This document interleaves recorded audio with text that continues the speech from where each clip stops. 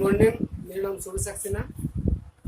आज मैं आप लोगों को ऊष्माक्षेपी तथा ऊष्माशोषी अपक्रियाओं के बारे में बताऊंगा।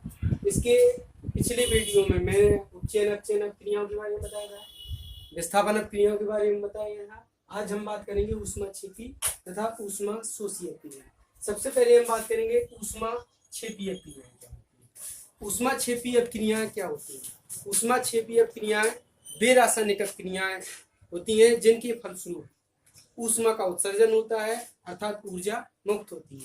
एक बार और समझ लीजिए, ऊष्माक्षेपी वे रासायनिक अपक्रियाएं होती हैं जिसमें अभिक्रिया के फलस्वरूप ऊष्मा का उत्सर्जन होता है, अर्थात ऊष्मा मुक्त होती है।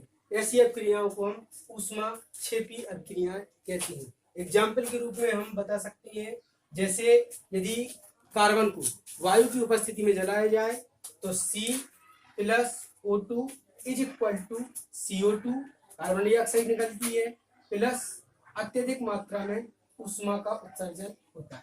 इसी प्रकार प्राकृतिक गैस में यदि हम बात करें तो मेथेन जो होती है प्राकृतिक गैस होती है। यदि हम इसका वायु की उपस्थिति में दहन करते हैं तो ये CO2 प्लस 2H2 अर्थात जल 2H2O अर्थात जल में क्या हो जाता है, हो जाती है, परिवर्तित हो जाती है। इसको बैलेंस करने के लिए ऑक्सीजन 2 और 2 4 है, तो यहाँ 2 का मल्टीपल करते हैं। इस प्रकार से हम देखते हैं कि जो मेथेन होती है, मेथेन ऑक्सीजन के साथ क्रिया करके CO2 प्लस जल में परिवर्तित हो जाती है तथा अधिक मात्रा में ऊष्मा का उत्सर्जन होता है। कोई भी प्राकृतिक गैस होती है, जैसे LPG हो गई, CNG होती है, कोई भी ईंधन होते हैं, यदि हम उसको जलाते हैं, उसका दहन करते हैं तो अधिक मात्रा में ऊष्मा मुक्त होती है। और इस प्रकार की अपक्रियाओं को हम कहते हैं ऊष्माक्षेपी अपक्रिया।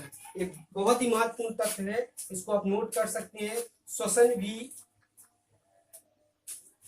एक ऊष्माक्षेपी अभिक्रिया है। कई बार परीक्षा में पूछा गया है कि श्वसन किस प्रकार की अपक्रिया है, तो श्वसन एक ऊष्माक्षेपी अपक्रिया होता है। श्वसन क्या होता है? हम श्वसन क्रिया करते हैं, ऑक्सीजन को ग्रहण करते हैं, CO2 को बाहर निकालते हैं। जब ऑक्सीजन अंदर जाती है तो ग्लूकोज जो भोज्य पदार्थ के रूप में हमारे शरीर में संचित रहता है, ग्लूकोज जो होता है CO2 और जल में अपघटित हो जाता है और इस क्रिया को हम कहते हैं श्वसन। और इस क्रिया में बहुत अधिक मात्रा में ऊर्जा उत्पन्न होती है, जिसके कारण हम विभिन्न प्रकार की क्रियाओं को करते हैं। तो इस प्रकार हम कह सकते हैं श्वसन भी एक ऊष्माक्षेपी अपक्रिया होती है। आगे हम बात करेंगे ऊष्माशोषी अपक्रिया। ऊष्माशोषी अपक्रियाएं क्या होती हैं? ऊष्माशोषी अपक्रियाएं वे अपक्रियाएं होती हैं जिसमें वे रासायनिक अपक्रियाएं होती हैं जिनमें ऊष्मा का अवशोषण होता है। मतलब ऐसी अपक्रियाएं जिनको पूरा होने में ऊष्मा का अवशोषण किया जाता है, ऊष्मा अवशोषित की जाती है, उसको हम ऊष्माक्षेपी अपक्रियाओं के नाम से जानते हैं। इसको भी एग्जाम्पल के रूप में देख सकते हैं। N2 nitrogen plus O2 oxygen जब आपस में क्रिया करते हैं तो is equal to 2NO nitric oxide का निर्माण होता है। लेकिन इसके निर्माण के लिए ऊष्मा की आवश्यकता होती है, इसके निर्माण के लिए ऊष्मा की आवश्यकता होती है, अर्थात इस क्रिया को पूरा करने के लिए ऊष्मा की आवश्यकता होती है, ऊष्मा का अवशोषण किया जाता है, इसलिए हम इसको कहते हैं ऊष्माशोषी अपक्रिया। आपको समझ में आ गया होगा। ऊष्माक्षेपी अपक्रिया वे अपक्रिया होती हैं जिसमें ऊष्मा का उत्सर्जन होता है, ऊष्माशोषी अपक्रिया वे अपक्रिया होती हैं जिसमें ऊष्मा का अवशोषण होता है। अब आगे हम बात करेंगे, ये आपकी रासायनिक अपक्रियाएं पूरी तरह से समाप्त हो गई हैं। आगे हम बात करेंगे ऑक्सीकरण अपक्रिया। ऑक्सीकरण या उपचयन, ऑक्सीकरण या उपचयन का दैनिक जीवन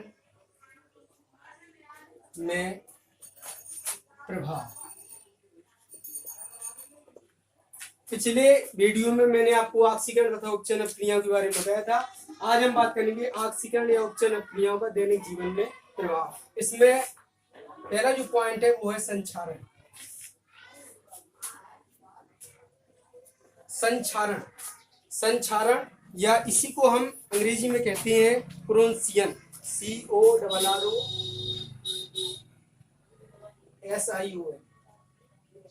बात करेंगे संक्षारण की। उपचयन के कारण संक्षारण होता है।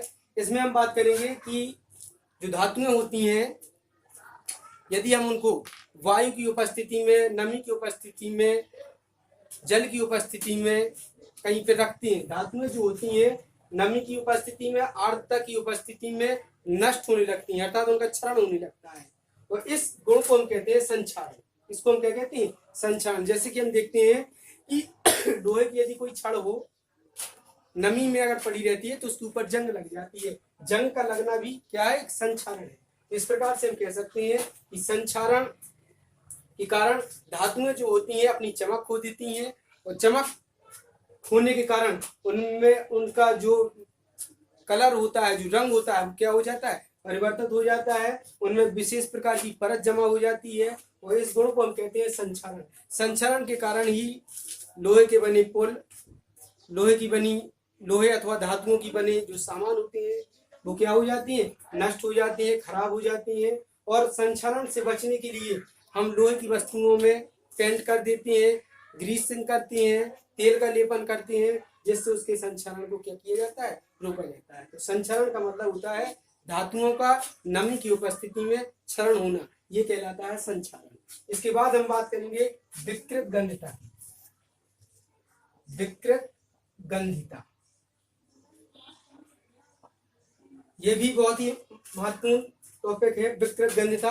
विकृत गंधिता का मतलब होता है कोई भी तेलीय खाद्य पदार्थ, जो तेल से बना खाद्य पदार्थ होता है या खाद्य पदार्थ होता है, कोई भी तेलीय खाद्य पदार्थ यदि लंबे समय तक रखा रहता है तो उसमें गंध आने लगती है, वो नष्ट खराब होने लगता है, और इसे हम कहते हैं विकृत गंधिता। पैकेटों में जो भरे खाद्य सामान होते हैं उनको जब बंद किया जाता है तो उनके अंदर की ऑक्सीजन गैस को निकालकर उसके स्थान पर नाइट्रोजन गैस का उपयोग इसलिए किया जाता है क्योंकि ऑक्सीजन गैस जो होती है खाद्य पदार्थों के साथ उपचयन की क्रिया करती है, उसको नष्ट कर देती है। इसलिए थैलों से ऑक्सीजन को हटाकर उसके स्थान पर नाइट्रोजन गैस भर दी जाती है ताकि उपचयन की क्रिया को रोका जा सके, और इसको हम कहते हैं विकृत गंधिता। इसके साथ ही आपका ये चैप्टर पूरी तरह से फिनिश हो गया है। अगले वीडियो में हम इस चैप्टर का जो अभ्यास कार्य है उसको पूरा कराएंगे, अभ्यास कार्य क्रम से पूरा कराएंगे। धन्यवाद।